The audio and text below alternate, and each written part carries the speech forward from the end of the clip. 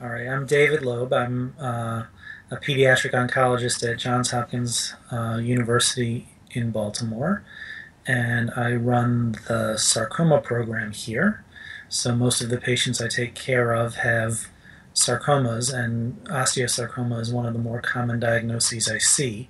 We do a good job of taking care of the kids who have localized disease when they present to us, but about a third of kids present with metastatic disease, and about a third of kids who present with localized disease develop a metastatic relapse.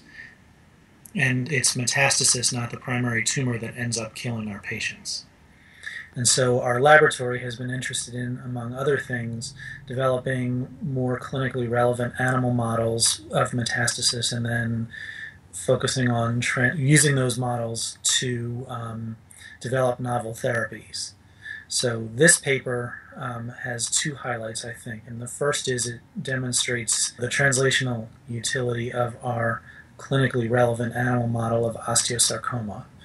We take a human patient-derived xenograft and we implant it into the tibia of an immune-deficient mouse.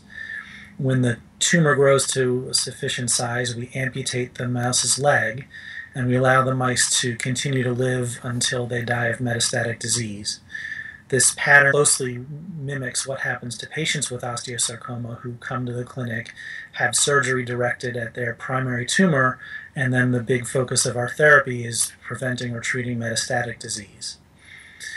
So in this work, we followed up on previous publications from other laboratories showing that a Wnt signaling antagonist called DKK1 is expressed at high levels in patients with osteosarcoma.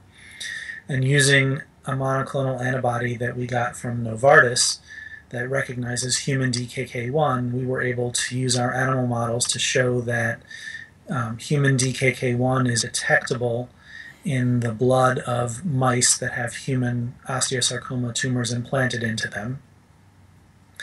We further showed that the antibody decreased DKK1 levels in the serum of the mice.